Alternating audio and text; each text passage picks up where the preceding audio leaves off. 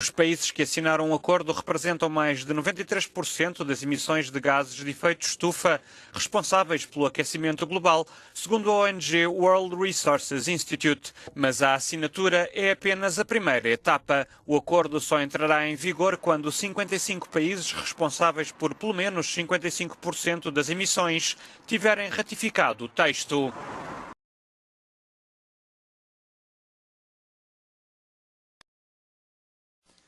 And what are we doing instead?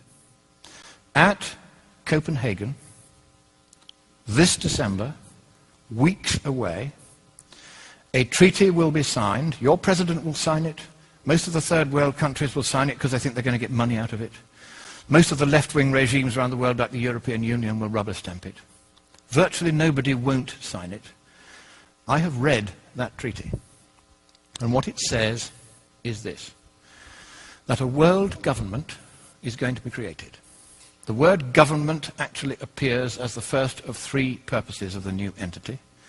The second purpose is the transfer of wealth from the countries of the West to third world countries in satisfaction of what is called coyly a climate debt, because we've been burning CO2 and they haven't, and we've been screwing up the climate. We haven't been screwing up the climate, but that's the line. And the third purpose of this new entity, this government, is enforcement. How many of you think that the word election or democracy or vote or ballot occurs anywhere in the 200 pages of that treaty? Quite right, it doesn't appear once. So at last, the communists who piled out of the Berlin Wall and into the environmental movement and took over Greenpeace, so that my friends who founded it left within a year because they'd captured it.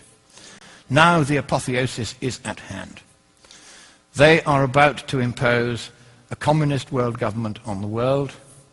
You have a president who has very strong sympathies with that point of view. He's going to sign. He'll sign anything. He's a Nobel Peace Laureate. Of course he'll sign it.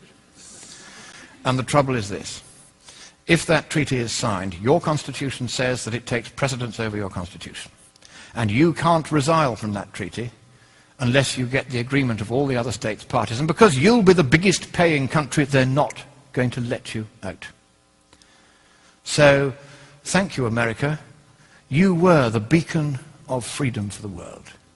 It is a privilege merely to stand on this soil of freedom while it is still free. But in the next few weeks, unless you stop it, your president will sign your freedom, your democracy, and your prosperity away forever, and neither you nor any subsequent government you may elect will have any power whatsoever to take it back again. That is how serious it is. I have read the treaty. I've seen this stuff about government and climate debt and enforcement. They are going to do this to you, whether you like it or no. But I think it is here in your great nation, which I so love and I so admire. It is here that perhaps at this 11th hour, at the 59th minute and the 59th second, you will rise up and you will stop your president from signing that dreadful treaty.